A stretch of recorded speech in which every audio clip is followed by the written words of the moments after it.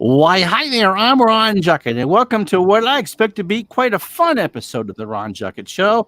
I'll bring in the guests, James Formo, the creator of Pine Tar Baseball, and Kurt Bergland, who we've all met before, and is James' assistant in this project, and they're working on some new things and all that. So them in a minute, congratulations to the Washington Nationals, halfway home to a World Series berth.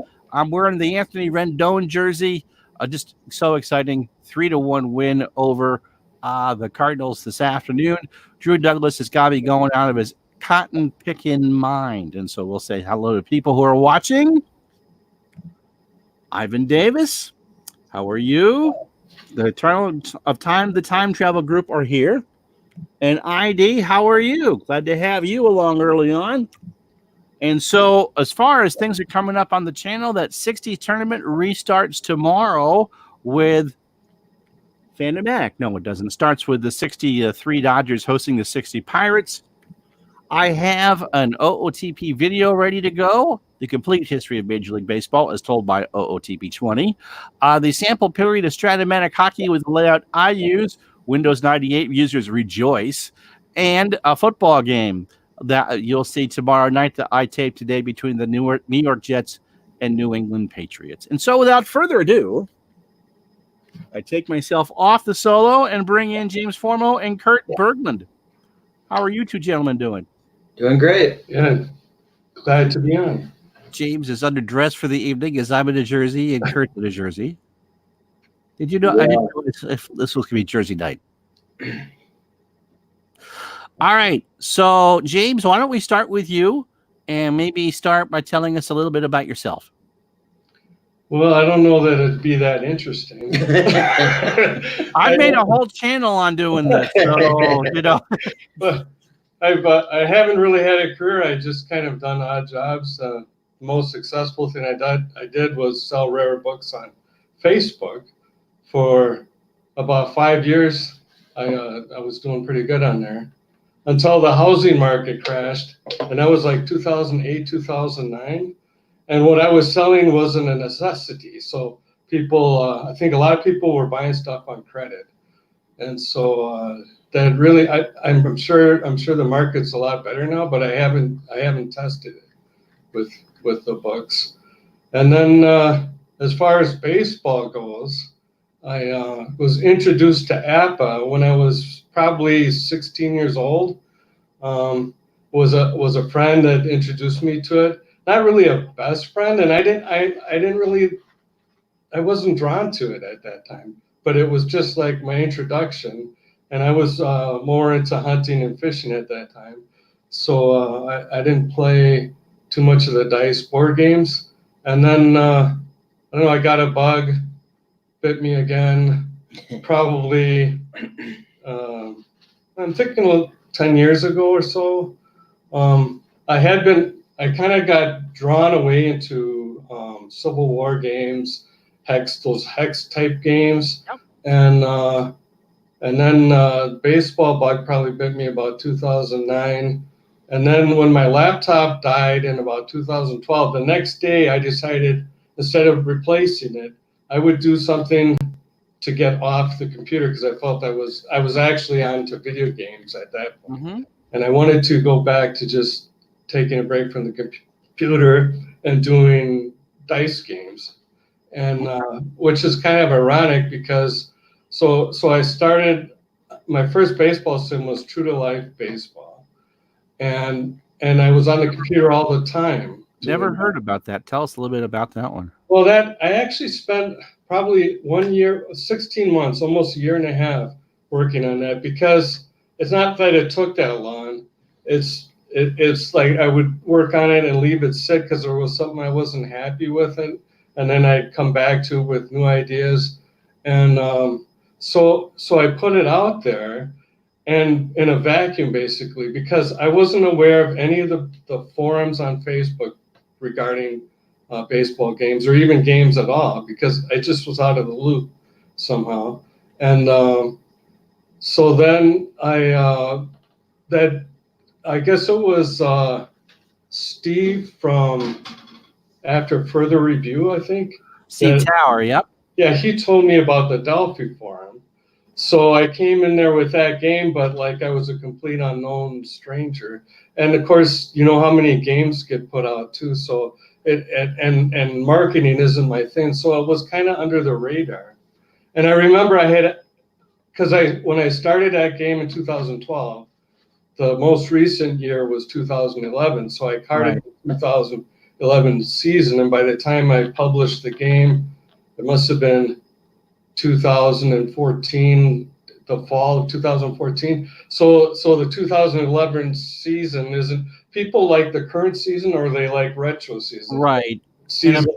sure Ranger Right. fans weren't real thrilled buying that one either. Right. Yeah. And then I was trying to catch up. So I did the 2013 season, which at that point was like 2 or 3 years behind. So I remember spending like 3 months carding that, and I sold like 3 copies. A good return on your investment. You go back to selling the stuff on the Facebook, you just pay me later. Look. So take me back to when you were 16 and you discovered that trout and deer you much rather roll 6 6s for than thin home runs. What intrigued you about the game? Who did you root for? Were you a baseball fan growing up and things like that? Oh, growing up, I was a Brewer fan, and that was it. I wasn't any other team. It was just the Brewers. Probably only went to like 2 games a year with my dad, and yeah, I wasn't that a huge baseball fan like a lot of people are on the forums. I've never been a person that can get into anything. I don't know. Everyone always seems to me. Other people it seems like it's life and death to them. because I just don't have like that intensity or that focus on one thing. I'm more of different interests. Like It took me 28 years to forgive the 86 Mets, okay? Yeah. We had to win one on our own before, okay, yeah, you won that series. I think it helped that the Brewers didn't have a lot of success, so there wasn't the expectation. And so I remember when they lost the 82 World Series, the town of Milwaukee had a big celebration parade. I mean, would that happen if the Chicago Cubs lost the World Series? No, I mean, it would be a tragedy, Mm-hmm. and they'd want the manager player. Mm-hmm. But like with a team like the Brewers, there isn't that expectation, so it's kind of it's just great making the playoffs, and people are happy with that. So, yeah. Yeah, baseball demo said I need a blue Nats jersey. I had the Stars and Stripes, I have a red, and I have a custom. Today I wore a Rendon. That's what happens when you work for a sports store, as Kurt does. Get on a discount. So, Kurt, for people who may be new to the channel, as we've now had 422 subs. That's a lot of footlongs at Subway. Tell people the nickel version of your story again. Brewer fan since I could first attack the sports page in 1973. Started Stratomatic in 75. Bought APA in 1980. And I also owned at that time Sureco and Superstar Baseball from Sports Illustrated. Played those once in a while. Mostly a Stratomatic guy until about 20 years ago or so. And then I got heavily into APA and started looking around for other stuff because the 50-50 didn't really do it for me anymore. And so I've been playing less and less and less and less Strat along the way as we've gotten more modern. And then about 3 years ago now, I found Pine Tar. And so, or 2 years ago. And so, like everything about it. And I think it's the best product on the market by far. And it's what doesn't get 100% of my time. But usually when I'm looking at stuff now, at other games now, I'm looking for just ideas. And so that's where kind of I am. In fact, I played a couple Pine Tar games this morning when I wasn't sleeping. And that's just what I do. So a lot of fun. I'm a Okay. teacher. I'm a principal. I used to be, I had some health problems and still battling those, but Any improvement since you and I chatted on that, Kurt? no, unfortunately, no. So just kind of doing part-time at a baseball card store and taking care of mom at home, and that pretty much fills the day. So that's what I do. So Okay. So when you found this game, did you know that you would, like, let's say a couple years later, be in the same room with him promoting the game? You know, did you no, because I didn't know.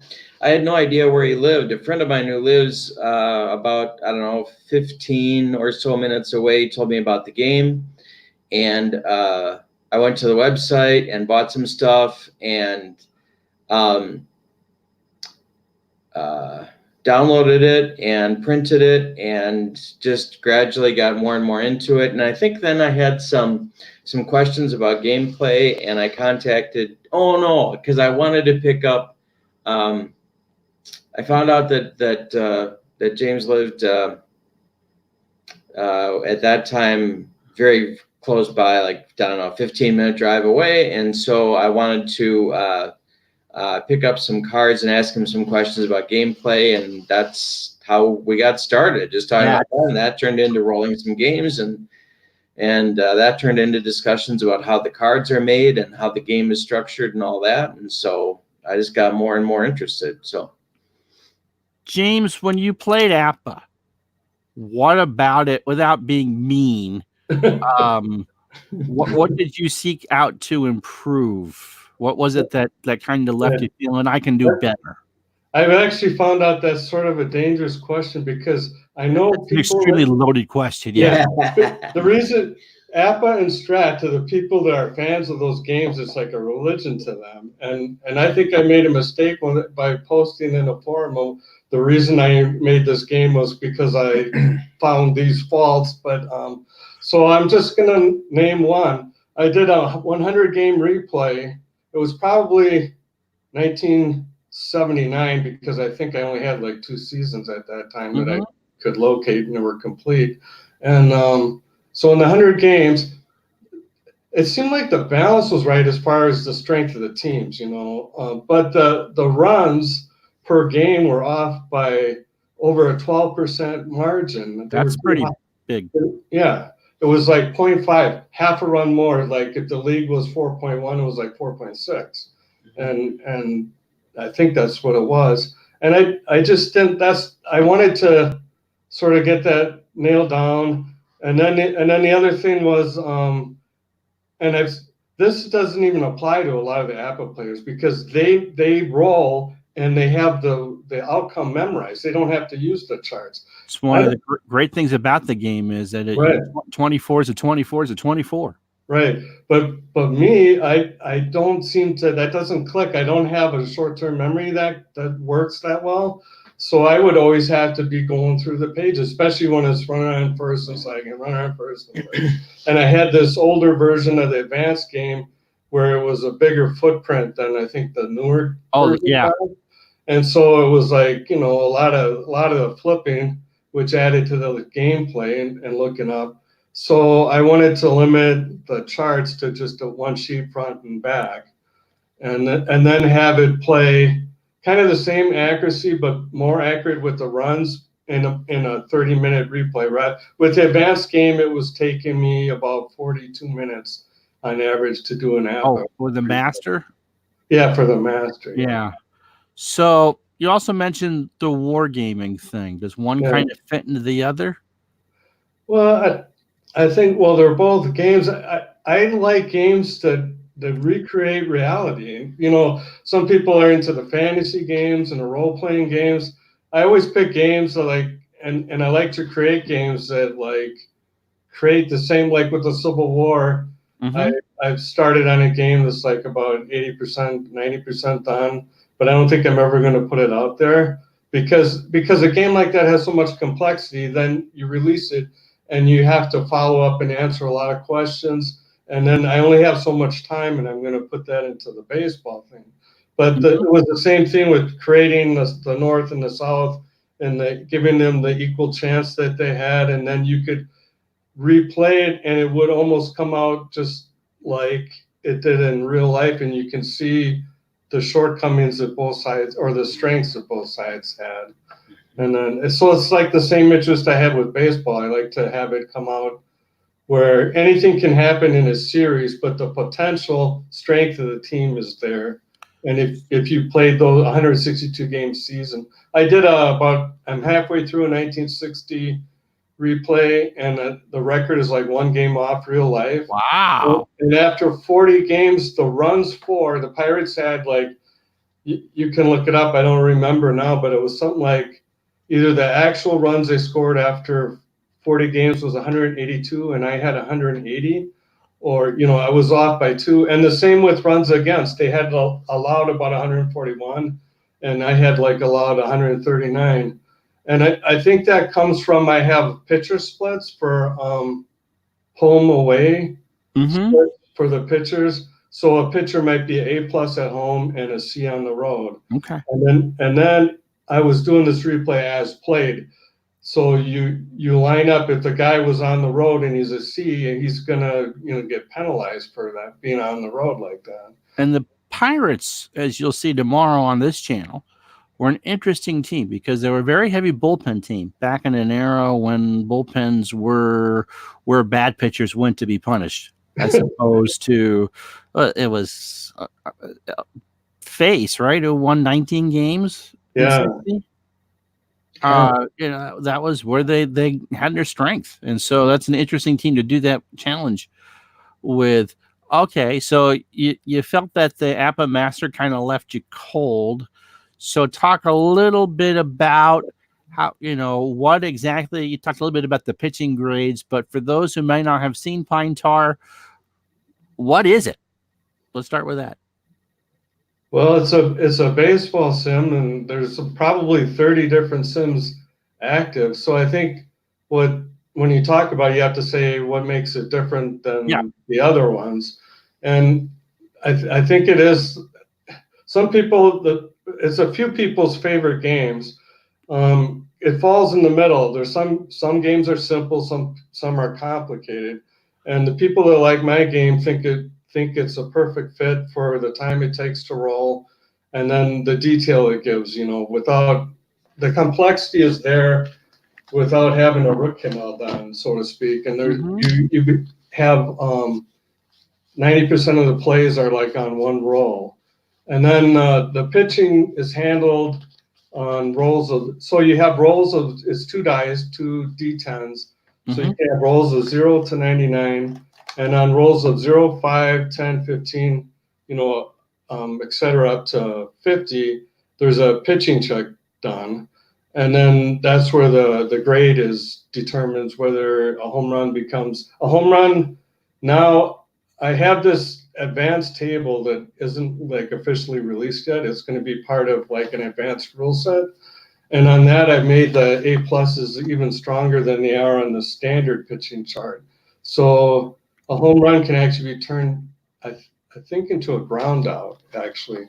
And if there's a run on first, that ground out could be a double play. So, I mean, that's a huge bonus for like the A+ pitcher. But those guys really need that because they're the guys that have like a 2.12 ERA and so forth. And then,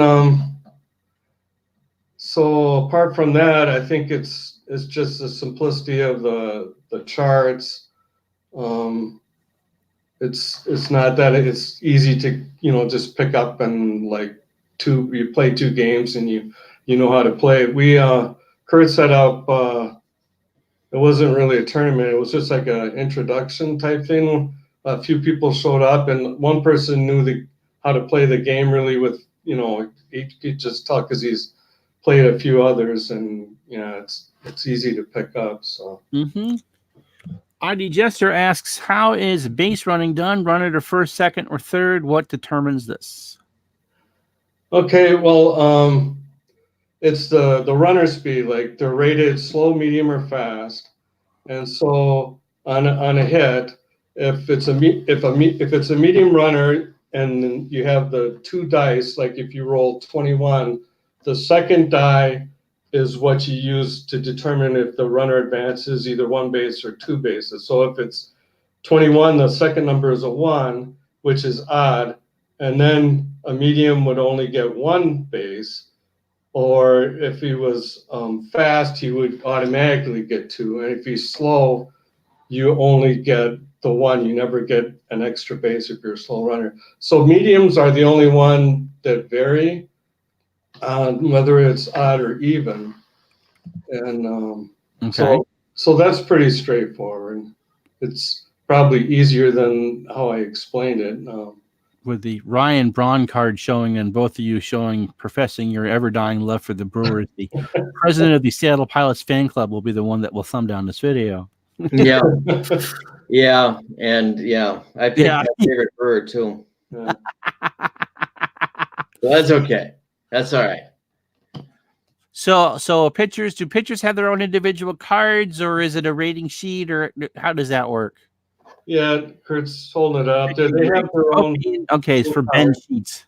And so, like most of the hitter cards have splits for left facing left-handed pitcher or facing right-handed pitcher, but the pitchers don't, because I mean most of them are batting, like 165, and then anyways, I don't have room for an extra column for them. They have to have the pitching data, and then they also have the base running and everything else that the hitter card would have. Right. The third time through the order. Oh So- yeah, they have the third time. The splits on there, there's like, I can't read what that is. It BD? Yeah, for sheets, you'll see that away is BD and home, I think, is A Plus A. plus So, A. so for the first 18 batters, he'd be considered a B and then a D for the third time through.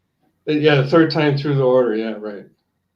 That's the Pedro Martinez marking on a card, because he would fall off the cliff after 100 pitches. Wow. Some of them. Wow. some No, of I mean, them really- it's true. He'd be the one to tell you that. Okay, so there's the follow-up question. If you're to that, does base runner advancement also determine to the outfield location? So let's say, you're right-handed, you rip one down the line in right field and opposite field hit, and does fielding play a part in that, I guess? I have to just glance at my chart. I have hit location. I don't know if you can see. Let's see. It's over. That's the front. Oh, And then, yeah, you're just off by here. Let's go this way. And then you got there it is. Okay. Everything backwards with the camera. So the die roll, you use both numbers, and then it shows you the field that it goes to. Okay, and is that Matt? Okay. So you're getting it off the same roll. You're getting the runner advancement off the second die. Like in the example, if you roll 21, you're using 1 for the base runner advancement, and for hit location, you're getting it off the batter roll also by the number. If it was 21, it just goes, you read across. Okay. And the only time it matters for which outfield it goes to is when he has to attempt to throw out a base runner or tag up on a Sack fly or whatever. Okay. You should talk about how you figured that out, for the tagging up and the percentages. Oh, yeah. Like Yep. Go ahead.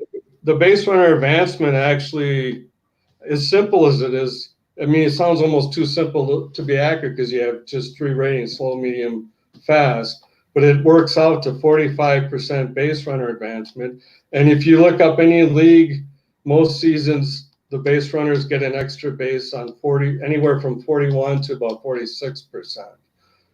It varies from year to year. So, I mean, that's only like 2 or 3% off using that really simple system. And then the flyouts, that's also based on, because I have to right field, you can tag from third base on the 0 to 65, from second base 0 to 45, and then to center field for second base it's 0 to 25, center field is 0 to 70, and then from third base is 0 to 70, and that's based on data too that I researched. So I think actually those small things are part of the reason that I'm able to get the runs per game Right. reasonable. Because a lot of people, most people that are worried about accuracy is always strikeout pitching, and they're always worried about strikeouts and base on balls. And no one has ever asked me about, does your game reproduce runs per game or anything like that. They want to know the strikeout rates. Yeah,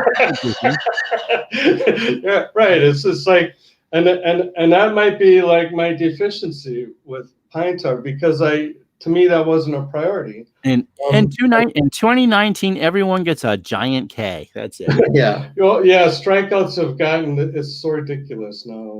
8.8 per game. Yeah. Bob B asks or says, I've heard great things about your game, but between 1900 and 2018, you only have 6 seasons over 118 years for your customers to choose from. Why such minimal choices? And I assume that you're putting these together by hand, that there's no real automation as far as that. But when I designed this game, I never gave a thought as to how long it would take to card the seasons. I think other people have given that thought, and because they're doing it more for like a business thing, and I'm coming at it more from like a hobby. Mm-hmm. And I figure I'm making this game the way I want it, and then I'll put it out there, and some people think like me and would also like it. So a modern season, like, oops. And hopefully they will reconnect, because they just disappeared for a moment. Hopefully we'll get them back momentarily. Oh, whoops, device is not connected. There we go. Yeah, we had a glitch. Before we were rudely interrupted. so Okay. what were we talking So about? you were saying, you talked about it's a hobby, and Oh, yeah, it takes about three months for me to card a 2018 season. And then it so happened that I'm getting older, and that happens to the best of us, you know. I'm actually going in reverse. Just 4 years ago, I could literally look at the computer screen 5 hours a day, and that's what I do when I carded. I card 6 days a week, 5 hours a day, for about 2.5 months, and I'd be done with the season. I can no longer do that because I have like chronic eye strain, and Oh my, yeah. It's just not, it goes against common sense, and you can only pop so many aspirin before you have stomach problems. So Small price to pay for that 57 season, you know? so I yeah, and that's why that's why I put out some 1800 seasons and 1915, because they're not as time intensive, because they had less. Some of the 1915 teams, they maybe didn't have 25 man. Well, maybe they did. The Negro leagues, I know they have like short rosters and less teams. Tough, yeah. So, I finally got them in Action PC, because they did so much barnstorming that even if you could get them, their regular seasons were so short compared to what they did most of the year. But yeah. All right. How is a double play determined as opposed to a fielder's choice? That is on the ground out table. Let's see. Where's my finger? Oh, there. Yep. Where's that yours? Yeah, this is a ground out table. And you got columns that say ground out. Hold it up a little bit higher, I think. All right. Yeah, I don't know. First, when the runner on first. So that's the white die. See, you roll in a red die that you read first, and you read the white die second. And so on that top one, I think that's ground out to catcher. On a 0 to 4, that would be a GDP. And then you would just score it like the catcher would be like 2, 2, 4, 3. It could be 2, 6, 3, but it doesn't really matter. It's a GDP. And then you only use this table when there's a runner on first base, and when there's no runner on first base, you use this table, which doesn't have GDPs and some people ask me, do I have lineouts? And I don't have lineouts. And the reason I had that, when I was telling you I did True to Life Baseball, that game had like everything. It had like a 70, 80 page manual. Oh my gosh. And the feedback I got was, it's just, there's too much in it, It would be better if it was simpler. You sold 3 though. 3 people have that. And I actually sold more than that. I sold more. I had different seasons for that as well. The 2013 one did so poorly because it was a couple years old, and and then was it marketed to the proper New England market? yeah, It shouldn't have done it to Detroit. They had no bullpen. yeah. All right. Edward Meek says creation does take time. So there's no real automation to that. You're not taking things from Baseball Reference and putting them into Excel. Well, I do use Excel, but unfortunately, see, I think a faster method is like a strat where they have it's a bell curve, and there's a few games that have that system where Right. you roll and you have single, double like that, and you could have a Excel program and you type in the doubles and singles, and it would spit out where to put it, like under the 3 outcome or under the 8 outcome. And mine, it's based on 0 to 100, so I put in the data, and then what it does is it spits out how many, because it's not a bell curve. There's the same chance to roll a 3 as there is a 77. So what it does is it spits out how many there's supposed to be. There's supposed to be 3.7 home runs. So you round that up to 0 to 3. That's 4 dice rolls, and then it'll say how many is the next. And then I have another table that it kind of fills it in, but it won't spit it out. You still have to like enter it by hand. So it's not right. It's not put this in and it presses a button and it gives you nice and pretty cards. Right. Yeah. And then there's the air checking too, which is, you have to make sure. Question I have, Baseball Demo says he's 82. So I've actually seen the game demonstrated. He actually did it on one of his, I think, a Manic Monday, part of that series.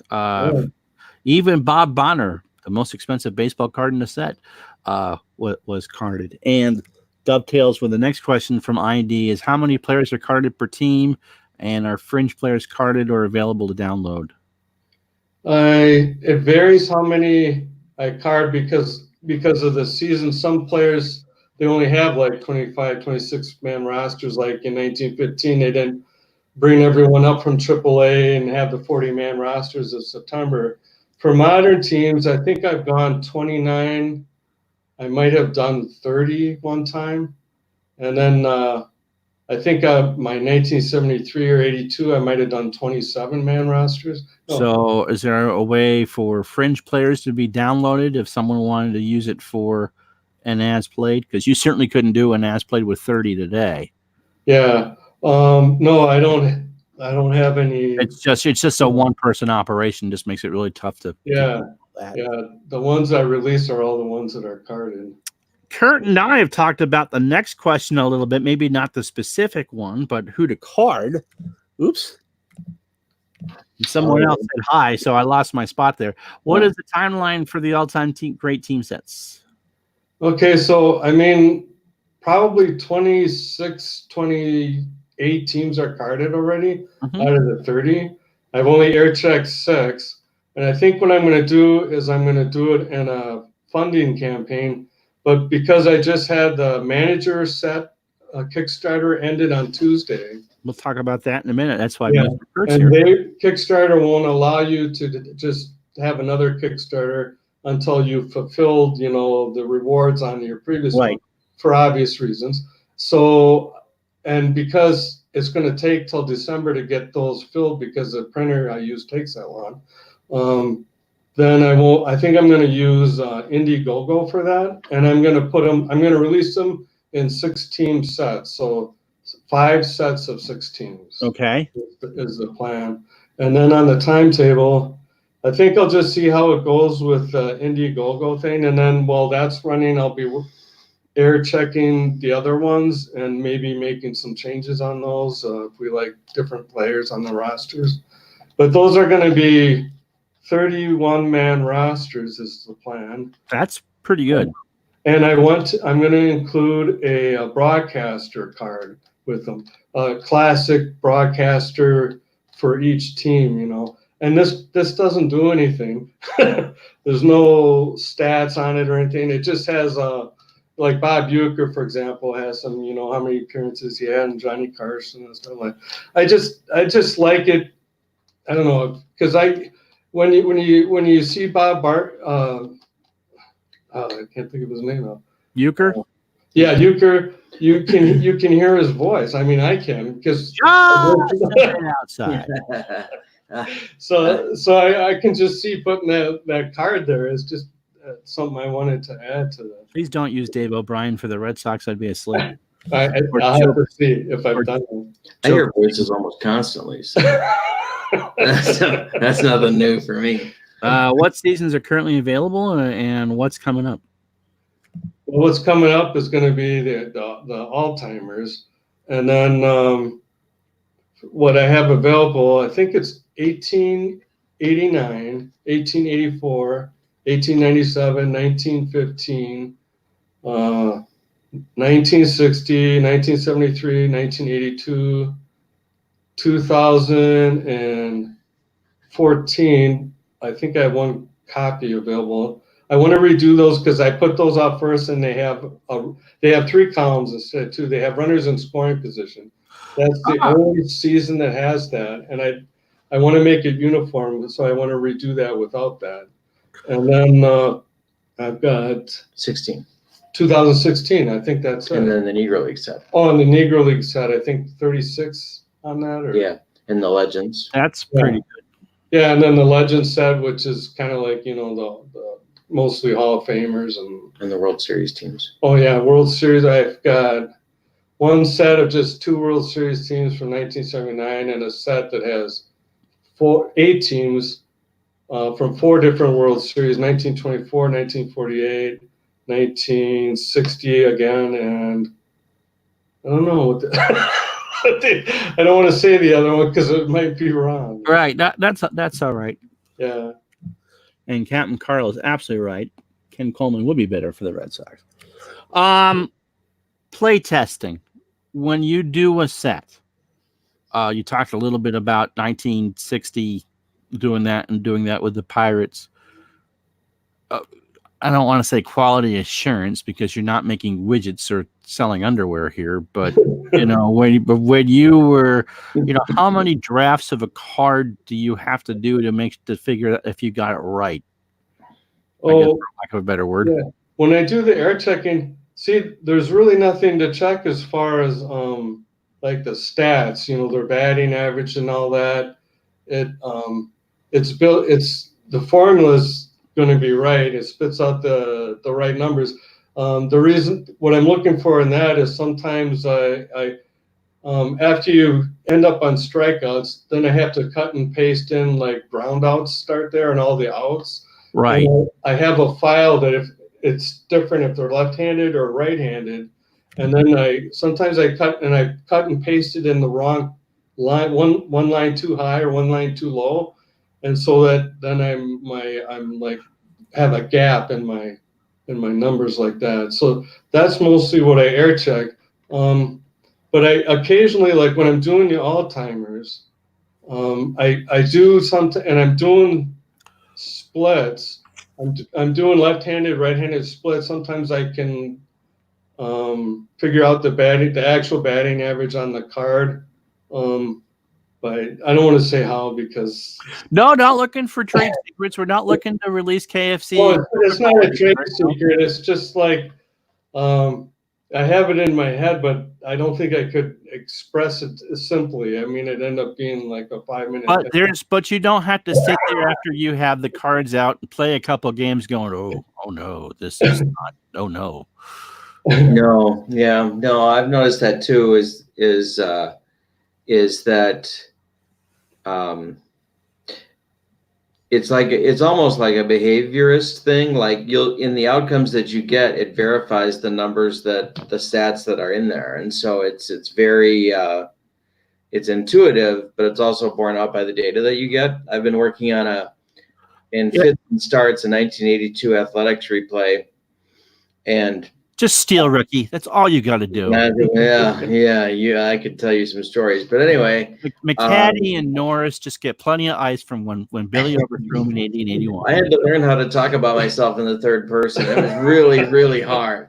But anyway, the runs against numbers, I'm off on the as played for the Athletics, but the runs against are right on, and that sort of verifies what the stats should be from the Cards, and so it's amazing. It's really right on. So Awesome. And I forgot what my next question was going to be.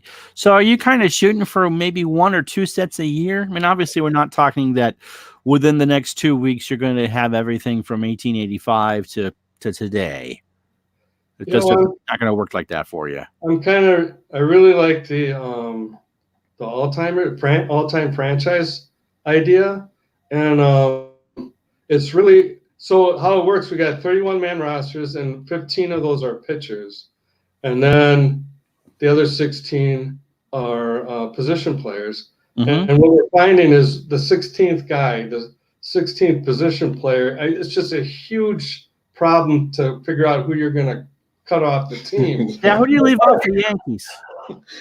Pardon me? Who do you leave off the Yankees? You know, you got Bill Dickey, Thurman Munson, Jorge Posada. You can only and Yogi Berra. You can take 2. Yeah. or Jennifer Lopez's boyfriend. So I think I think there needs to be like at least a second all-timers set. For some of those, I mean, I and would think so. But this one is kind of like the best players. How I'm doing it is I'm going I want all the rosters to be fairly balanced. So like, the Yankees don't beat up everybody. Okay. So there's the Horace Clarks for them, but that doesn't really.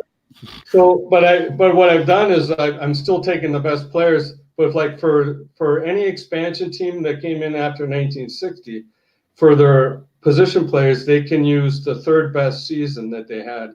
But that season has to be this when they played for the team they're carded on. You have it on that 2014 set, by the way. How long does it take to play one game?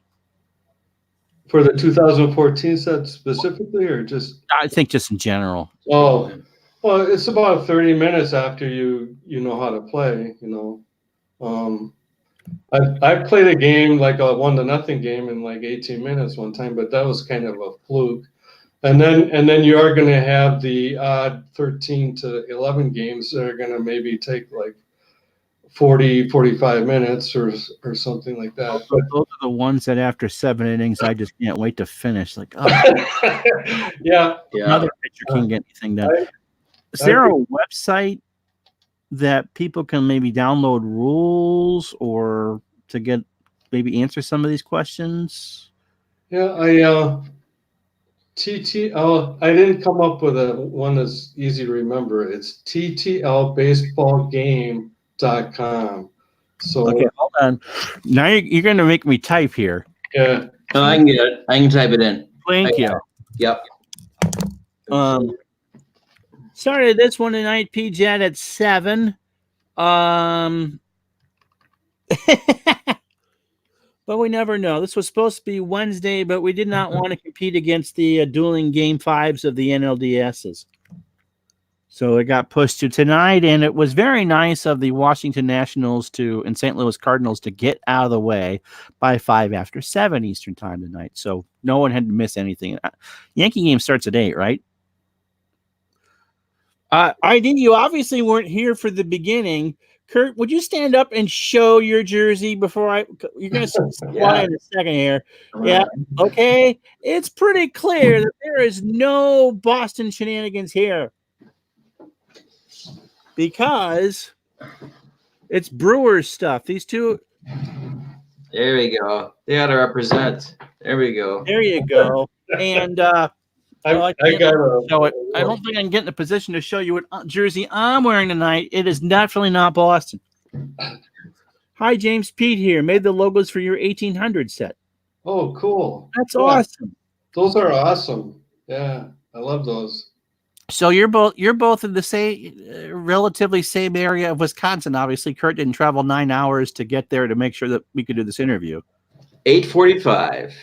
No, yeah, we're about 15 minutes away. Very, very convenient. Very convenient. And of course, Wisconsin is the home of the Action PC Library. They're out of Madison, right? I don't know. I didn't even know. Wow, I didn't know any of that. I didn't know that. Yeah, he's out of there. So every time ID gives me crap about Boston teams winning in my streams, I need to remind them that they're cheeseheads and Green Bay do extraordinary things. Okay. Okay. You better start wondering about whether or not your hitters can actually get a hit on their own there, Mr. Jester, because Wow. And it just got real on Digital Dice. near Saratoga Springs. Now, there's more than one Saratoga Springs. I guess there's a Saratoga Springs, Utah. Now, I'm originally from upstate New York, but everyone's different. Version of upstate New York's different. But I'm from above Albany, and that's Saratoga. So awesome. Okay, so about a half hour, 45 minutes, depending on how much offensive action you have. But if you just did like a general replay, kind of like what we had with Stratton Appa back in the day, 25, 30 cards per team, he may not be able to get the one straggling pitcher who got shelled in his 2 games, but you're going to get a very good representation overall of how a team should play, right? Yeah, for sure. Seth, big Washington Nationals fan, they're all coming out of the woodwork now. Mm-hmm. Maybe some of the college football games ended. Yeah, sure. 73, the only set with flags on the cards. Tell us about that. Well, yeah, that's kind of interesting. I had no idea. So I got flags and ball gloves and a baseball bat and a ball. I have like 4 different clip arts on each card. And what happens is that when you made up a PDF of that, it has to put all that artwork. And for some reason, it makes the file, instead of being at 8 megabytes in size, or is it gigabytes? No, megabytes. Megabytes. That it all of a sudden becomes like 76. Ooh. And this was, I have faster internet now, but this was a time when I had slow internet. So when somebody ordered a PDF, it would literally take me 25 minutes to upload that. And then it just got to be really inconvenient. So I did away with the clip art altogether. And of course, like anything you do, some people like it and some people hate it too. So, Al, we talked a little bit about how each season is kind of handmade and takes a while to do to make sure that everything is entered. So there's no 75, but the second part of that is a good question. How do you choose your seasons outside of them being seasons Milwaukee did well? Surprised there's actually anything in there before 53, to be honest. But I'm a closet Pirate fan, and so hence the 1960 season, and hence the 1979 World Series side. But I did do 1982. Well, I had to do that because it's the Brewers, but I also you answered your own question. but it was high on a poll. I put out a poll for what season you want to see carded. Like 1982 was like number 2, I think, and then I think 1973. I think that's why I did 1973 because that's an interesting choice because as a younger, relatively speaking, person, that's not a season that grabs me at all. 73. It does for quite a few people. I think it had close pennant races, but well, the Mets pretty much won out in September to win that division and went to the World Series with what, 83 wins? Were they 83 and 79 or something like that? 82 and 79. Yeah, they won 61 games, and they pushed Oakland to 7 games.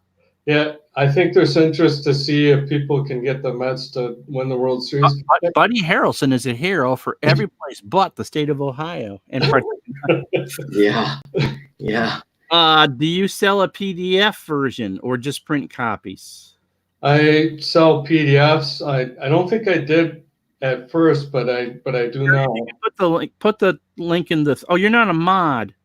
I typed it in the private chat, and I think it went to Never Neverland. So, all right. Can I do a cut and paste here? Go ahead and finish that. Never mind me. Okay. Here, we'll look at you two for a second. Oh my God! Nobody wants that close. Yeah, Jesus. Zoom out. Yeah. Terrible lighting with the glasses and the glare. Cover this. Well, there's not much to say about the PDF versions. I mean, I usually put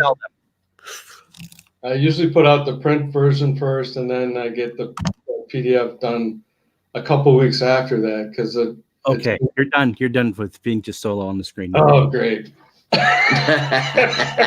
So here's a link to the game. Yeah, that's it. And that's a terrible link, by the way. I mean, see, there's my poor marketing skills again, you know. But it's for your old game. No, Ricky was not on that 73 A's team. Special Nolan Ryan strikeout rules. Special Nolan Ryan strikeout rules. 73. I hadn't added that really because then, well, he was just so unique, you know. Obviously, with my system, there's outliers for strikeouts and base on balls, and I do have the strikeouts on the pitchers. They have their separate ratings, like on 55, 77, and in certain cases, 55 through 60 can either be all strikeouts or all base on balls. But I didn't want to put, because some people are so far out there with their outliers that it'd be too much to always look and keep track of on a card. So I did that with Ryan so that his strikeouts and base on balls will actually come out precisely for him. But you know, that's like a one case, one and off with him. But he's kind of an anomaly because he's wild and he's a strikeout pitcher. So yeah, kind of extreme on both spectrums. Did you finish your 60 Pirates replay yet? No, I get obsessed. You know, I started on Kurt got me on the all-time franchises. It's my fault. Sounds a lot like my. You're not supposed to enable the enabler. and then that was kind of the end. I used to be I posted updates up till about game 45 on a link or a forum in Delphi, and then that's as far. But I've actually played up to 75. But it's such a perfect replay. You know, I don't know if I want to finish it because then it might go off slightly, and right now it's like that's dead on, you know. Always had the Braves win the league. It's okay. No one's ever gonna know.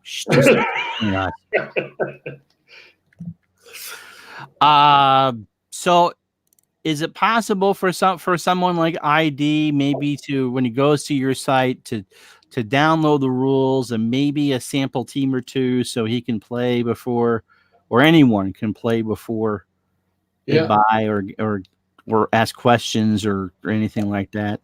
I do have like a rule set and a couple of sample teams. Yes. But it's not, if you go to my website, it's not really organized that well. Okay. So I just you're talking about. If you keep scrolling down, you come to, I think 2014 has a demo. And that's actually not a good season to test because that's the only one that has the runners in scoring position. So I should put it up, but I have somewhere else. I don't know if it's on my website, but I have probably like released it on like Facebook forum. But I had like the 84 demo too. Oh, if you went on Board Game Geek, somebody, it wasn't me, they actually posted. You know you've made it somewhere when somebody rips you. I mean, talks about you. On well, they posted like 1984, you know, the game, and that's actually a bad season. If it's your first experience with Pine Tar, I recommend getting a more modern season like 1960 or newer, or even because the reason is if you do 1884, you don't have the third time through the order pitching splits. You don't have the home. No, I think they do have the home. So you're missing the third time through the order pitching splits, and you also don't have the left-right-handed batter splits.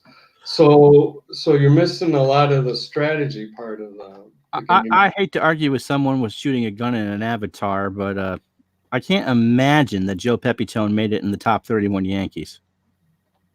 Just putting it out there. What now? Did you make Pepitone in the Yankees? No, I mean, no. So I lost the sale. I'll have to lost a sale. Maybe in the next set. Yeah, No. see, Next set. yeah, the idea of the next all-time. These are like guys that the outfield. I'm telling you, they have like average 870 OPS. You've got guys with 1,000 OPS and then 950 OPS, and then the scrub guys coming in to pinch hit later off the bench are like 870 OPS from the outfield. So that's why a lot of everybody's favorite players aren't going to make the cut, because this literally is like the elite of the So elite. yeah, and you know the Yankees in center field, DiMaggio, Mantle, Yeah, Williams. and you can't cut them. I mean, they You could, but people would yell, yeah. and it's So the internet, and everyone why- listens to each other on the internet. that's why the second set I want to do a set where maybe there's limits. So you, for the outfield, your highest OPS is 760, and then your lowest is 660. And these would be guys like Dave May, you know, I mean, because for some reason that was like my favorite Brewer player, but he's not really any player you would find on a best of set, you know. And that's where I think you can fit in some of these people's favorite Right. guys, like that had like 1-2 good seasons, and then So when you get the all-time great season done, and considering that Milwaukee didn't do all that well this year, do you know what's your next season that you're going to card? I kind of want to do like almost a dead ball era, or a Negro League actually. You can do 68. That's pretty 68? dead ball. Yeah. Is it? 0, yeah. What happened in The year 60? that Gibson had the ERA of 112 and lost. Oh wow! Was there a rule change that caused? So last year the mound was at 15 inches. They lowered it Okay. a little before my time. Okay, Yeah. but not by much. Manager cards, which I know Kurt is working on. What does Yeah. that do for the game? And well, let's start with that. What does a manager card do for the game? You want to take them? Well, I guess the genesis of the manager idea is one that I've had for a long, long time, and that is that goes back to some writing that Bill James did about managers in the 80s and the number of games that a manager, either good or bad, could influence in terms of wins and losses during the course of a season. And his estimate usually ended up somewhere between, I don't know, 2 and 8, maybe 9. And I Tommy thought Lasorda would disagree. I'm going to cut you off right there because a quote just popped in my head, and if I don't say it, I'll forget it. And Lasorda said, this was back in the 80s, back when we watched baseball on television. right. You're going to win 50, you're going to lose 50. It's the 62 in between. Right. That doesn't mean that Lasorda is doing the 62 plus or minus. That it could be the players screwing it up too. Oh, absolutely. But no, or- but right. that was his genesis. But go ahead with Bill Right. James. So, and I've always been amazed that games, with a couple of exceptions I can think of, but not in my judgment very effectively, have introduced managers into gameplay. And so the idea that I had was that Pizza's the done. game would be not only more realistic, but it would be more fun if we could create manager cards that encouraged people to behave as certain managers did. And so, for example, if you take, I'm holding in my hand the AJ Hinch manager card. And you can sort of see here that the managers get limits in terms of intentional bases on balls, their impact on the number of innings their starting or relieving pitchers can do, number of times they can hit and run a game or steal during a game. And then they also all get a bonus. And Hinch's bonus, for example, in this card is that one reliever per game, not the closer, gets +1 inning of endurance. And so what I'm trying to do is, by creating the different bonuses, is to look at the data of the managers in Baseball Reference or the other books that I've used And then there's also some stats down below. But what I'm trying to do is to encourage the player that's using that manager to behave as the manager did. So, for example, here's another example. John McNamara, someone near and dear to Ron's heart. Lord, you're going to show me that? I know. Well, I'm doing it on purpose just to annoy you.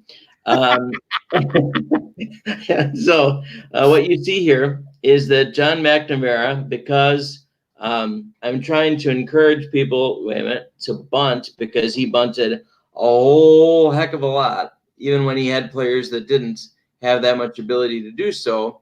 There we go. Add 7 to the ratings. So you're right. And so what I'm trying to do there, first of all, his teams, although they bunted a lot, they did bunt well. And so it's I don't know, it's kind of like being the second man to invent the telephone. He really got it right. It was a bad idea, but he really got it right. And wasn't his only bad idea, but go ahead. That's true.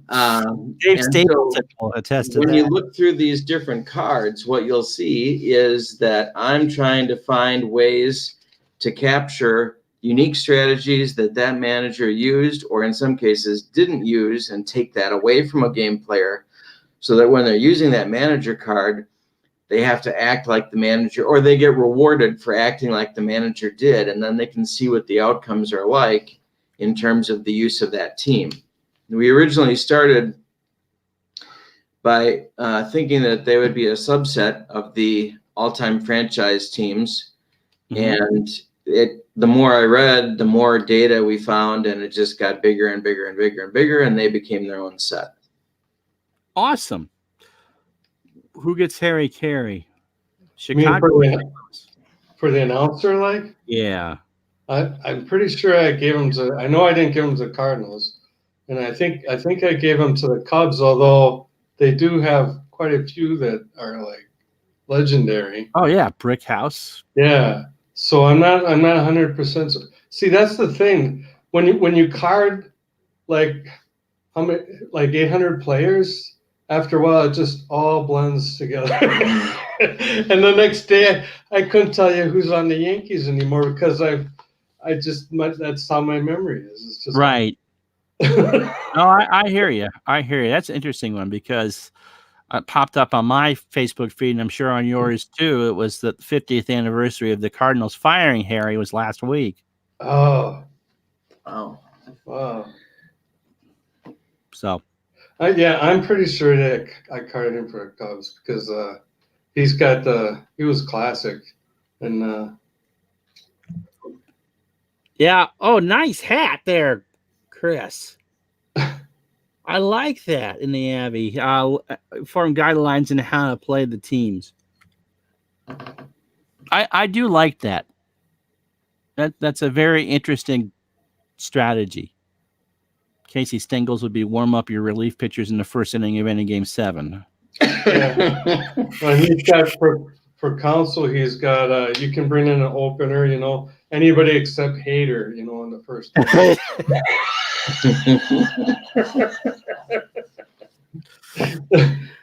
I report the truth. I don't make it up. No, don't be sorry. Oh, I'm not putting that on the screen, you poopy heads. But that's a very intriguing thing. I wish more games would do that, because it sounds like you've done a fair amount of research to try to make them fair. It went slower than I thought. I really got bogged down, but it's really interesting, and it tells you a lot about the team that I feel like is missing if you don't have that. And so it's I learned a lot for sure by doing it. Well, I know in doing my replays, especially cards of the cards and dice variety, you can call up the lineups and play the as played lineups, but you don't necessarily know tendencies, especially for teams that were, well, really any time between before 1980, because I'd have been either too young or not alive to see them. I could sit there and do 86 by heart for the Red Sox and hope that they get lucky again. But as far as as older teams, you just don't know. You know if they stole or didn't steal, or they had to create runs. But as far as the nuance is concerned, that's tough. Yeah, and it's amazing. Even when you go by seasons and you compare these guys to their contemporaries, some of these managers walking 60, 70, 80 guys a year intentionally, um, like, and being in the middle of the pack, it's just amazing to me, like how the game has evolved, and you learn about all that stuff when you start to compile data on this. Bunting is the same way, I mean, um, 80 sacrifice bunts, 90 sacrifice bunts, just, a season. Just amazing. And these are non-pitchers. Right. So, yeah. Apparently, time travel baseball. Also, that you drafted players for them based on certain traits, plus they had certain players that played for them included. That's interesting. So, James, what the manager thing must give it a little more extra life for you as opposed to just lines on an Excel spreadsheet, putting those cards there together. Yeah, it was fun to work on, and all I had to do was kind of do a little bit of editing and the layout of the cards, and so I think we've used them a few times, and it does give a added layer or flavor to the teams, and the idea is like you could use. So there's 108 managers, and there might not be the team. You say you would have the 1973 Angels. That manager maybe for that year isn't there because for some reason because there's so many. And then, but you could find another one, to sub in for that, from that managed for the Angels.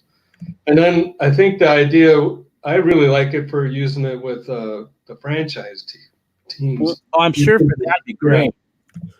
So, does Sparky Anderson's reduce his pitcher endurance grade? Well, that's an interesting thing about Sparky because he started his career in the 70s as a Captain Hook kind of a guy, and he ended his career in the 80s and certainly in the 90s by being a guy that was riding his starters harder.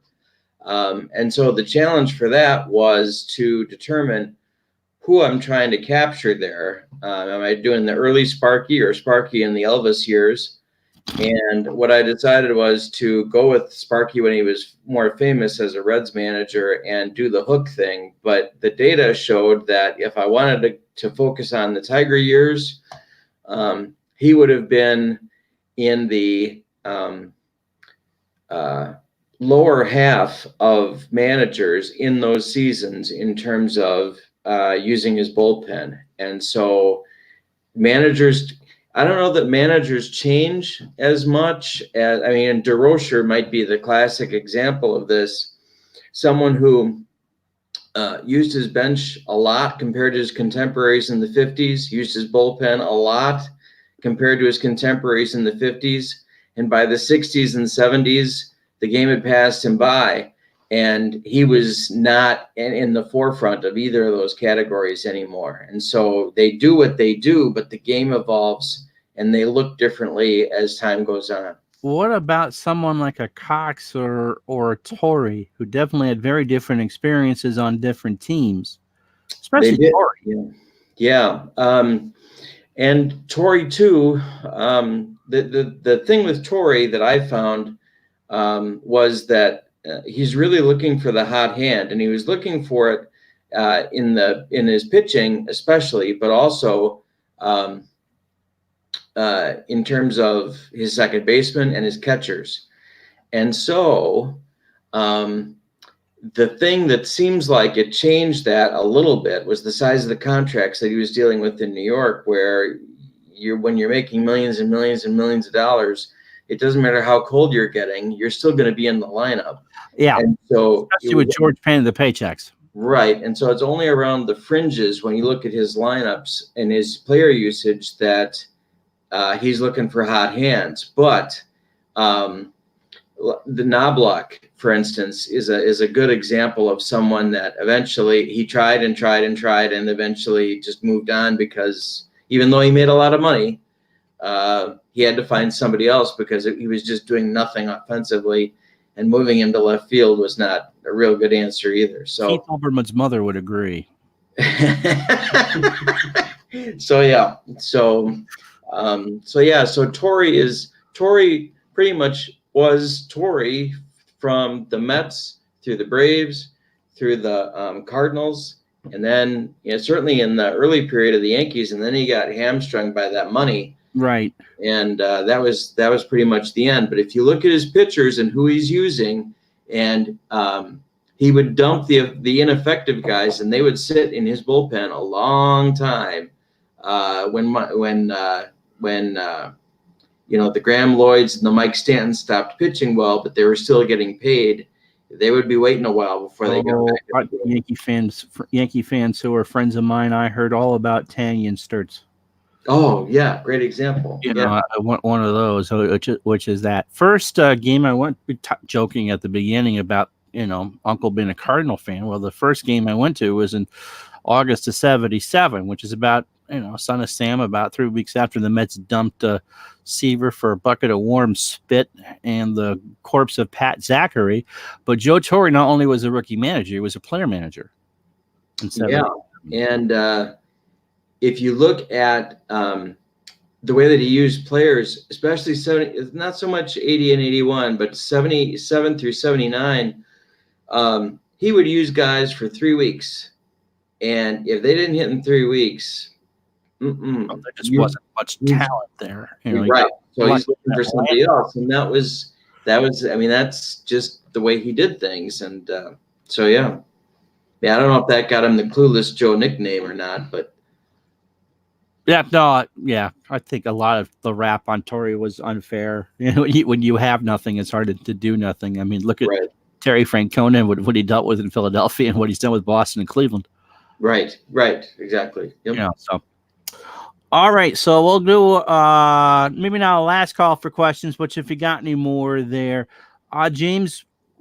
Obviously, dead ball seems to be a sweet spot for you because you've made a couple of those 1880 seasons, and you're talking about doing another dead ball season. What is your sweet spot for baseball as a fan? I don't like the modern game where it's all home runs, walks, and strikeouts. So I think really, when I was 12 years old, that would be the 70s. So I do like the 70s because then I know all the Brewers from back then, Sixto Loscano, and he didn't make the All-Timers franchise, but he's like really close, and just kind of the Brewer teams from the 70s, because all society's changed so much, so just going back there is just kind of like a sweet spot. Interesting. There's 1,000 versions of '78 out there. It's my favorite season because I was 6 and got into it, and we don't need to talk about what happened then. Not why I bring it up, but open mouth and shirt shoe store. But the Brewers overachieved on the tabletop that year because of their starting pitching and no bullpen. It was Molitor's rookie year and all that. I just actually did in a video that will go up sometime next week. I did the OOTP. Someone gifted me that, and for the 2020, the 1920 version. Yeah, that's a good one. The 2020 version, and I ran as played from 19-1 on, and the Brewers, somehow the Mets got in the 78 series. I have no idea how the hell that happened. Wow. But even in OOTP, the Brewers won the American League. Now, here's an interesting thing. And Clinton, I was 5 when I went to that game and had the chicken pox. We sat in a box seat behind the third base dugout. I saw Lou Brock steal a base. Here's an interesting one. An all dead ball league. 05 cut. We're talking 19-5, not 2005. A good anything like a collaboration like that? I mean, you've done the all-time great franchise teams. What about a collab, or maybe like what Pete Rivera does like best of for decades or something like that? Well, that's a good idea. It's just a matter of time, and then I actually have another project. I want to put out another game, baseball game, but it's not a sim. And I've started that as a sim, and I got feedback on it, and I got the typical, well, I want more detail. Well, I want less detail, and I thought the last thing I need is to go through a sim, because you never make everybody happy, and I'm a person. Oh, you can't. It's impossible. Yeah, and that drives me nuts, because I'm a person, I like to make people happy, you know. So Sims, I can't even. It's too time intensive, you know. Also, I couldn't support another one, so I just want to do a one and off, like with a simple game that a 7-year-old could just play, kind of an introduction to baseball. And 7-year-olds are really smart, so it's not. Yes, they are. That's not going to be dumbed down that much, but it's not going to have. I don't have to worry. It's not going to even be based on real players. I'm delighted when I hear that they outduel my sisters when they were that age.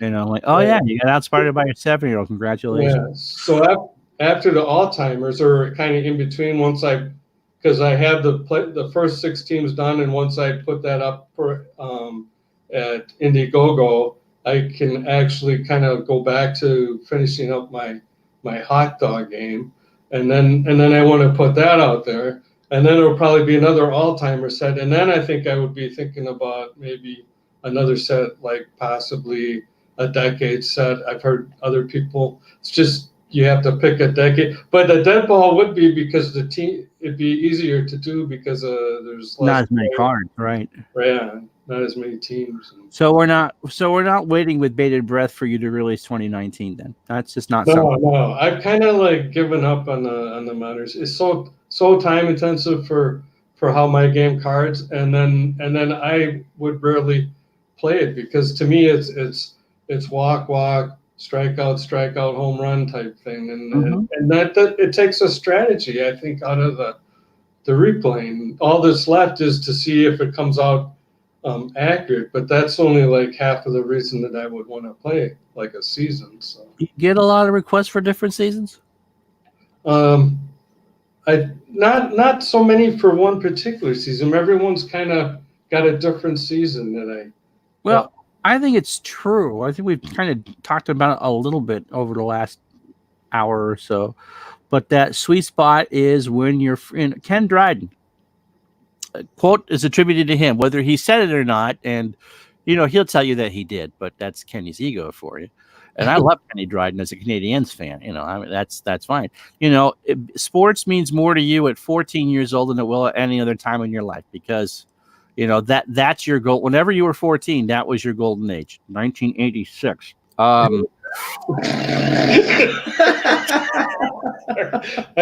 wouldn't even know. I'd have to do math. I'd have to get out a pen and paper and start. Right. Yeah. So whenever you two were 14, which was definitely not 1986. It was last century. Before you got involved with girls, cars, real life bills, whatever. And so whoever is going to say, oh yeah, this is what I want. If I was to say a season, I'd probably would probably say mid 80s, probably 85.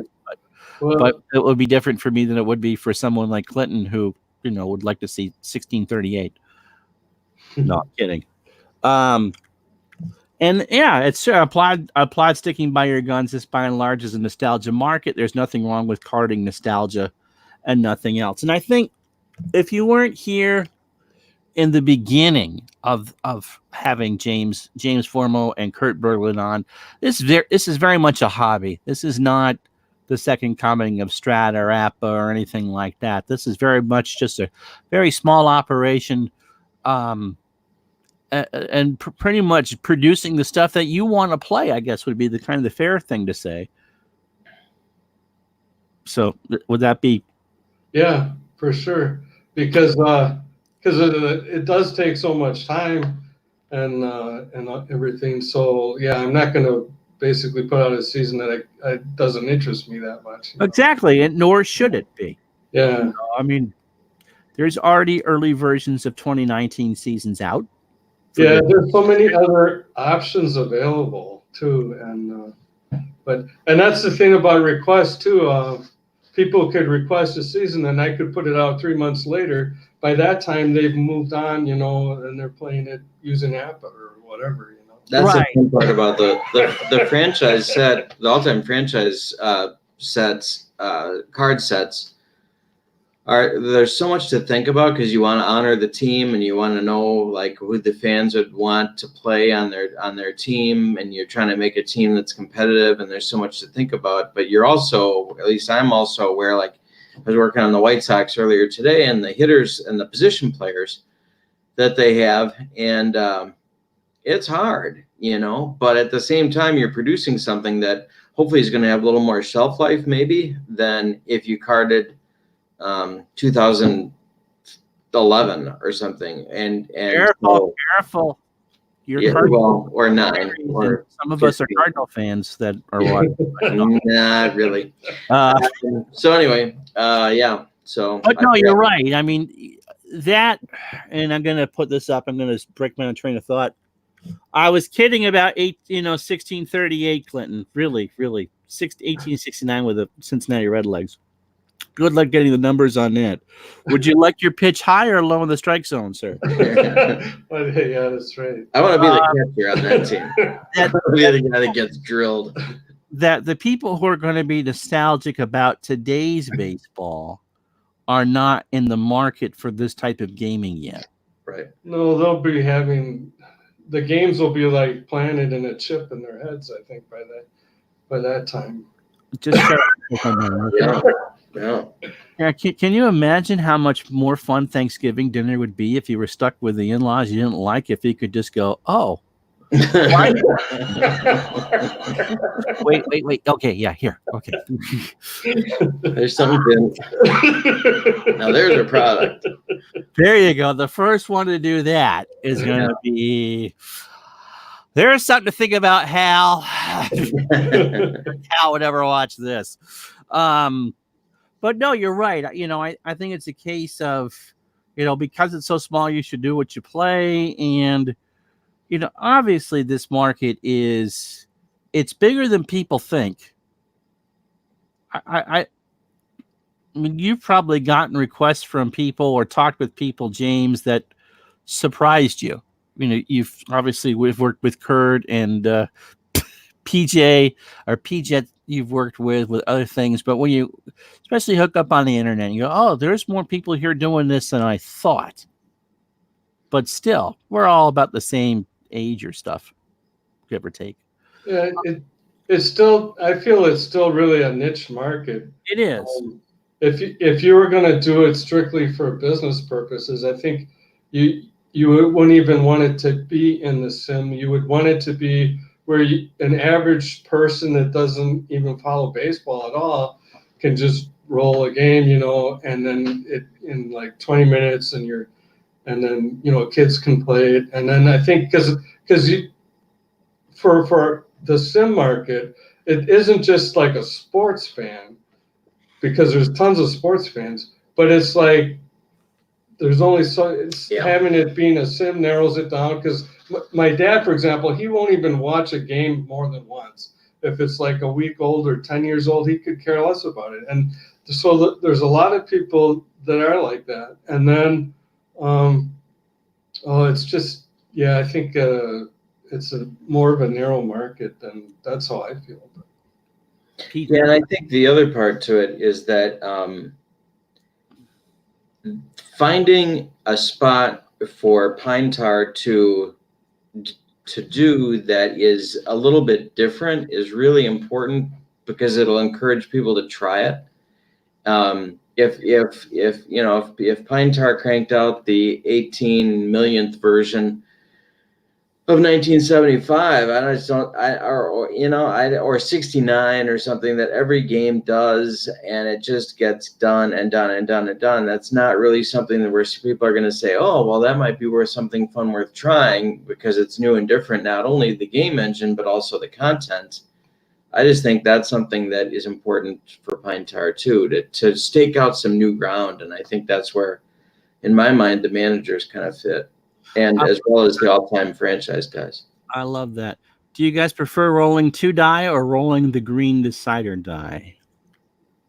I roll the 4 dice every time because I like to remind myself of how small my hands are. But no, I think the green decider die is huge and it adds to the randomness, and I like that a lot. Yeah, I go either way. I think I like to roll with the randomizer. That started because I used to play test at McDonald's, and I would roll onto like so it didn't bounce on the floor. I would roll it onto like the Tennis at McDonald's? yeah. I'd go in there and just just hang out and do a couple games, and I roll on the mat there or on the instruction rule book, and the dice would like bounce just once or twice, and I had a lot of like 9-run innings because it was all hot to hot, hot, cold, cold, cold, because I wasn't using a shaker, I was just rolling out of my hand. And they I weren't cheeseburgers at McDonald's. Was I missing something from the Midwest McDonald's at games? well, there is a McDonald's here. We've got 3 of them at least in town, and the one on like Sunset Avenue has a game night, or they used to. Really? Okay. Tuesday. But when they see when they say game night, they're talking more like I don't know what the current games for that everybody knows, and you come in there with a baseball sim, and There's not many people that are going to go there. What? I keep losing my dice in that ball thing in Playland, and so it's terrible. You lost it to Hamburglar years ago. You tried to get the Grimace outfit on, and they didn't let you do it. Yeah. All right, we talked about at McDonald's you get McStrikeouts. Well, you wouldn't want to. Nice. All right, we talked about this earlier. Testing how accurate have you become with the game? Asking for one of the two. There's several baseball historians, but Clinton is our most prominent one. You've talked about in the card making process that when you look at a card, because the formula, which like Coke and KFC, we're not going to divulge, but it. You know how accurate it is. And you talk about the Pirates again, because he wasn't there for that. Talk about your 60 Pirates replay. Yeah, well, after I tested the runs for and the runs allowed or against for the Pirates, and they were within 2 runs. It's like 182 to 180 and 149 to 130 to 139. 2-run difference between actual and the replay. And then I think that's like within like 2%, which probably is I think you only get like 4%. I mean, there's a certain amount of air. If you have like the stat perfect, you're still gonna not get the perfect results. So about the best you can hope for is like 4%. And for the runs per game, I'm in that window. And then for strikeouts, I think I mentioned that strikeouts and base on balls, I have more outliers in there. And what I tried to do for the pitchers is cover. It's more like the tendencies. So if a guy is a strikeout pitcher, my game can handle his strikeouts. But if he's a strikeout and walk pitcher, I can't really cover both of those extremes, without adding a whole bunch of extra checks, which then people said there's too many lookups and stuff. So that was a compromise. And I thought that the most important thing is runs per game and the strength of teams, wins and losses, which I reproduced good. And then the hitting stats, those are all going to be really within 5%. And so really the only consistent outlier I would have is for the strikeouts, not the ERA. I mean, ERA is hard to reproduce too because you have a very low sample for like Hader, for example. You only pitch 70 innings. You can get your ERAs right for a starter who pitches like 200 innings because you have enough of a sample size. But on the smaller sample size, in most hitters that get 600 plate appearances, your sample size is large enough. So yeah, I cover everything except basically strikeouts and walks. Is like maybe I'm guessing around 10% of the pitchers are outliers. So that's the shebang on that. but that's pretty spot on. And as we talked Yeah. about in the first little bit, that 60 Pirate team is tough because a lot of their success, especially on the mound, came out of the bullpen. It wasn't just necessarily 2 or 3 starters. Yeah. But the good thing is, to me, as just as someone who plays the game, is that unlike some other games where you're doing the 50-50 thing, in Pine Tar, the really good pitchers are going to take away hits from the really good hitters in more than just a random way. They're going to do it because they are really good, and I think that that spells doom in the long run for a 50-50 concept, because you cannot get that kind of impact on pitching from a game where you're just randomly deciding if the pitcher or the batter is going to dominate the exchange. And so That seems to be that batter pitcher interaction is why we have 50 different baseball games, because everyone has a different take on what does or what doesn't work. Not going to go that, not touching that one with a 50-foot. I've had people tell me it's kind of a feel thing, because you could have 2 games where the stats come out the same. They come out, pitchers have the same ERA, the team's got the same win-loss record, the runs are identical. So it's sort of like how the game feels to a person, and that because everyone's different, that they're all going to have their different favorites. I know when I try a new game, that you're exactly right. Does this feel like I've spent the last little while playing a game from that particular year? If I play a modern game, am I bored by the 5th inning because I got to pull my starter, he's faced his 22 batters, or it's 1-0 and it's 18,000 strikeouts, or am I Yeah, exactly. It's a lot of it's by feel. And you go through and say, well, the numbers say you should do this, that, and other thing. But it's like, no, did I just spend this time feeling like I could have done this in 1985? mm-hmm. I sat there on a Saturday afternoon. Yeah, exactly. Mm-hmm.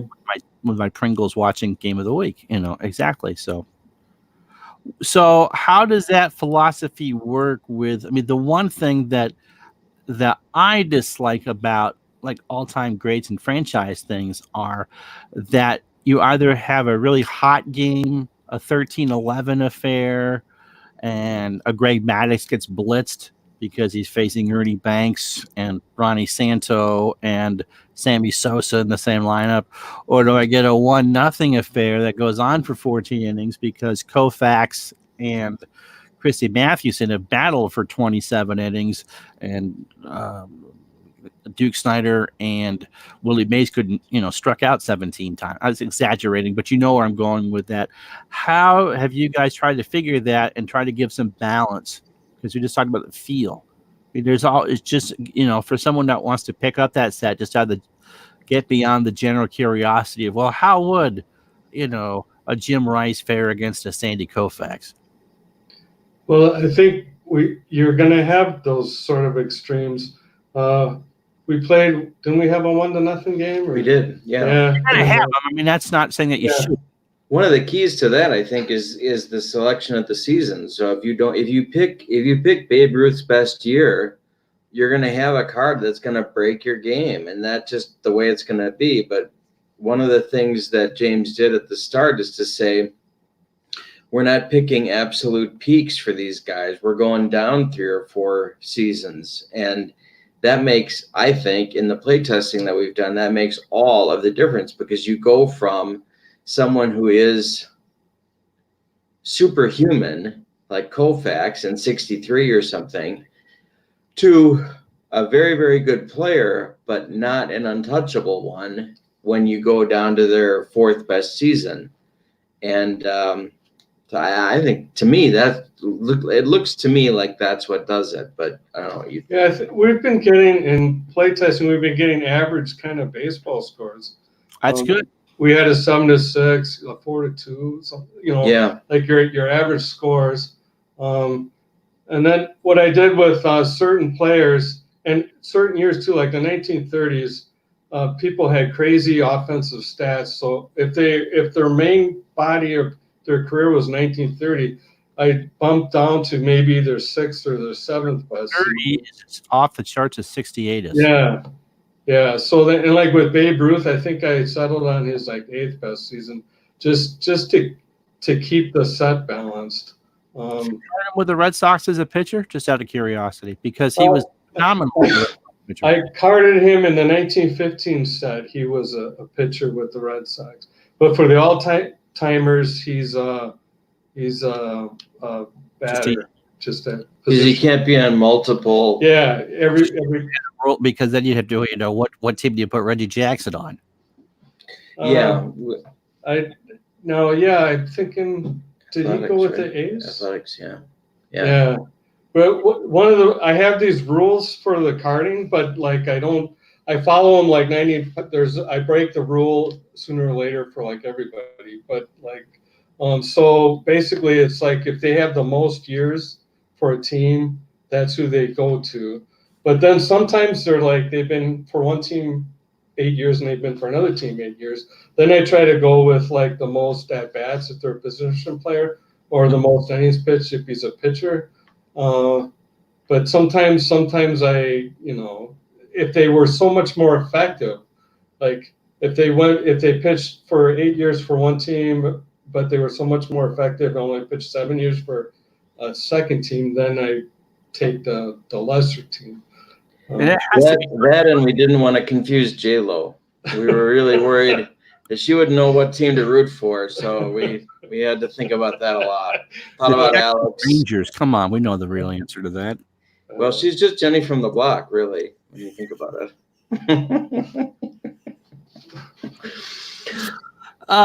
She's got a little. No, she's got a lot. She's just Jenny from the block. Not going there. Nope. Never was my American Idol. No. All right. The last call for questions for these two. The name of the game is Pine Tar Baseball. You can find it at ttlbaseball.com, and there's just a handful of seasons. Currently, they are working on, as they said, an all-time grades team, and Kurt is building up the managers. Kurt, what did you learn most, or what surprised you most while you were doing this project? I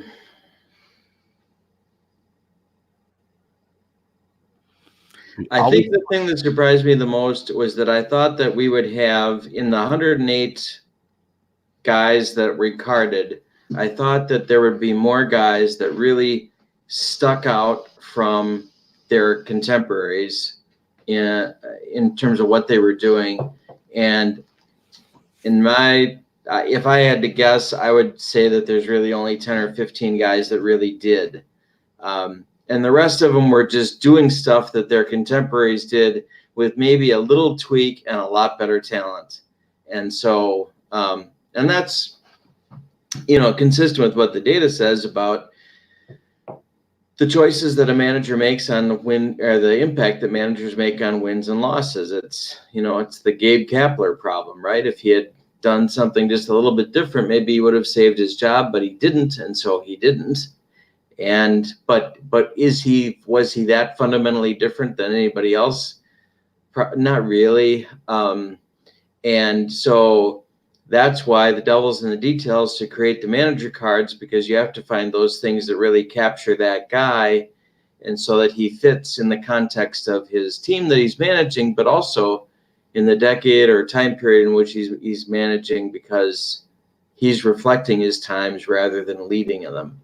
And that's really quick, was there one or two people that jumped out at you as someone that maybe you had the wrong impression of? If you say John McNamara, no, I'm kidding. Was someone that when you did the research that kind of jumped out, you're like, wow, he's better than I thought.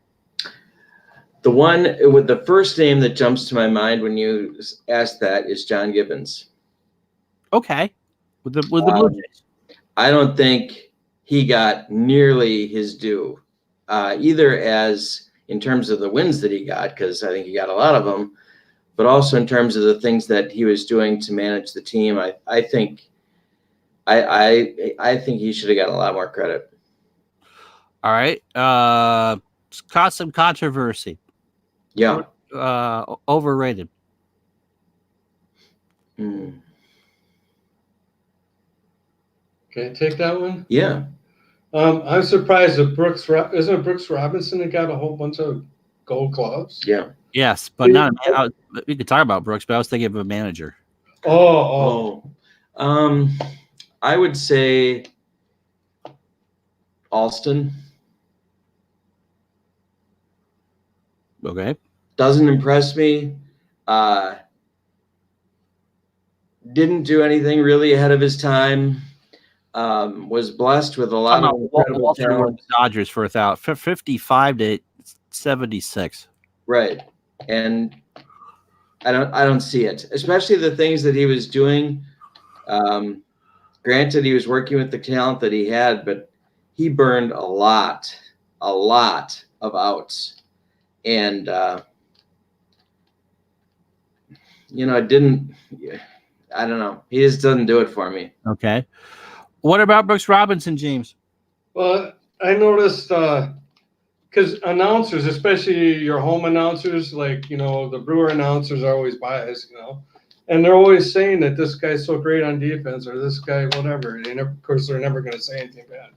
But what surprised me about Brooks Robinson is he's won all these gold gloves. And so when I look at him and for his career stats, I look at field percentage and then I look at range, and his range is like just average.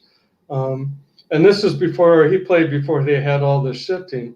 So range can really get skewed for like one season, because maybe it's just a lot of balls are hit. Or if I found that if a team is playing behind a staff that has a lot of strikeout type pitchers, that their range goes down because a lot of balls aren't put in play. So that can affect range by up to like about 8 or 10%.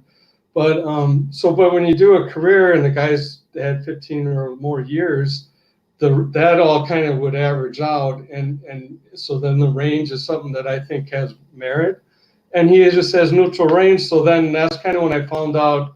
Of course, it's the sports writers and everything that are voting on this. I think that the only thing they look at is field percentage, like the errors made or the errors not made, and then of course it's partly offensive too. I think for like the gold gloves, but that was kind of an eye opener to me to start rating range on players. And then I think some people are going to be surprised when they see that I've got like some superstars rated negative, for range. What about someone like Ozzie and Mazeroski, who were better known for their defensive prowess? Yeah, well, see, then I don't recall like what I just thought of Brooks Robinson, and I'm pretty sure I've done Ozzie is Ozzie's positive. Yeah, Ozzie's positive. Yeah, he would be. Yeah, but I think the point is that the reputations that the guys carry, the players carry, aren't the ones that are backed up by the numbers, and so that makes carding them in the game a challenge, because that once people get the cards, they're going to be like, well, you made a mistake here, but not if you look at Baseball Reference, so it's tough. Are you referring to some certain New York Yankee captain named Jeter, Captain Derek? Well, Jeter, I'm pretty sure he was negative range. He is. But I don't remember what his rating is. I rate for errors. I mean, I rate from 0 to 9, with 0 being the best. The fewest errors, and 9 being every time you have an air check, you commit an error, basically. And so 78 Butch Hobson would have been a 27. Yeah. In his 893 fielding percentage or whatever the hell it was. Right. Yeah, Jeter's negative range, and he's EC4, which is slightly better than average. So, okay, that's probably genuinely fair. Yeah.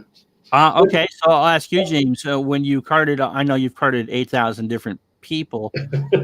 Who surprised you most in a positive way? Who did you when you finished this project or when you finished the season? Who sat there and go, "Oh, that was a lot better than I thought he would be"? Well, I really thought Babe Ruth honestly surprised me when I did the all-timer set, because like I said, I dropped down to his 8th worst year, where normally I would have picked the fourth best year.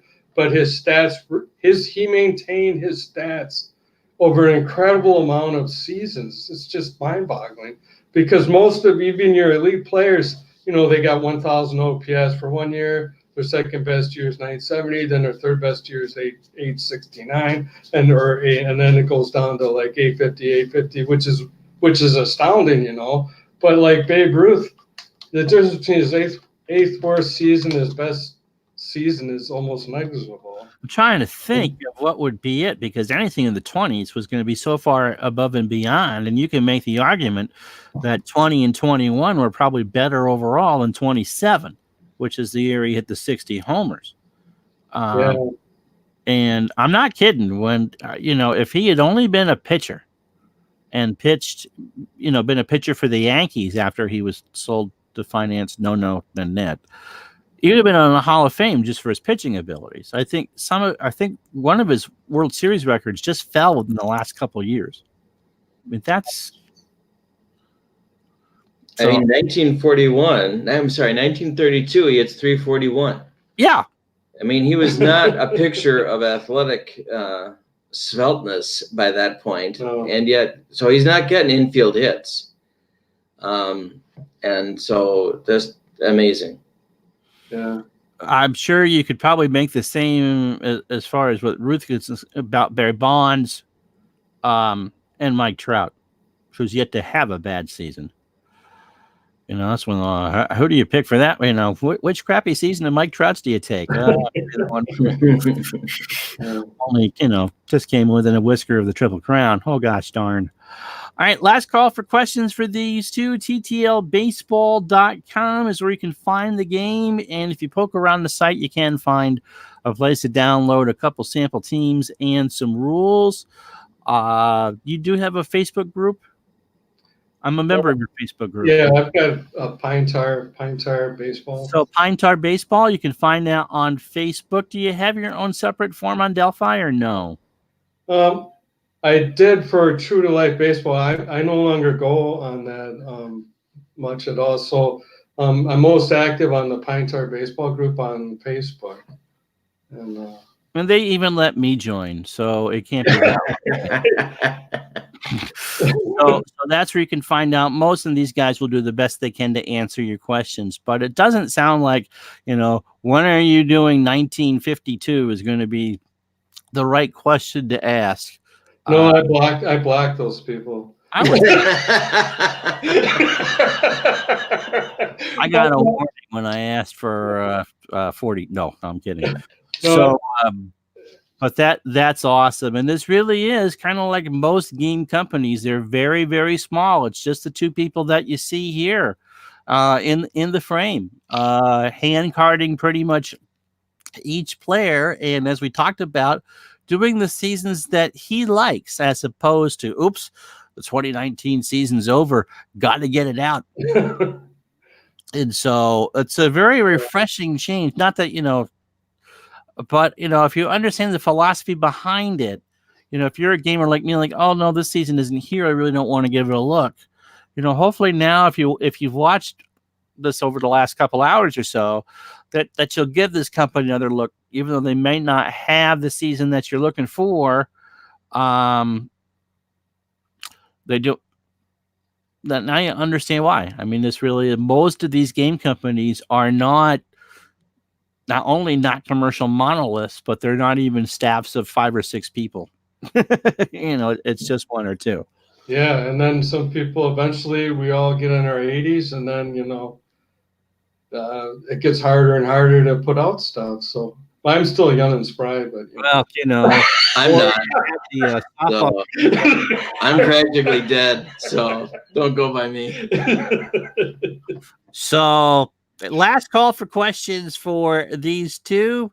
Kurt's been on before, and we got to get we have to have you on at some point to talk with Dave Gardner to do the Digital Dice podcast, who is a sponsor of the Ron Juckett Show, as you can see from the top of your screen, where we pretty much take this 2-hour bit and condense it down to a half hour. And Dave is not a baseball fan, really. Oh, no. He'll humor me once in a while and put on a game, but it's been interesting to because he's more of a hockey and football fan, and there's just the gaming options for baseball are on one side of the equation, and then everything else for any other sport is just kind of not it's not an equal scale. So the Rear Admiral, as he approaches his 140th birthday, is young and spry. No. Wow. You know, he'd make the joke too. You still drilled him, Ron. I hear about how young I am all the time. So that's great. And AARP is looking at me going, dude, just give in, buddy boy. They started sending me stuff at 45. We know you're coming. So, any other questions for these two before we say goodnight?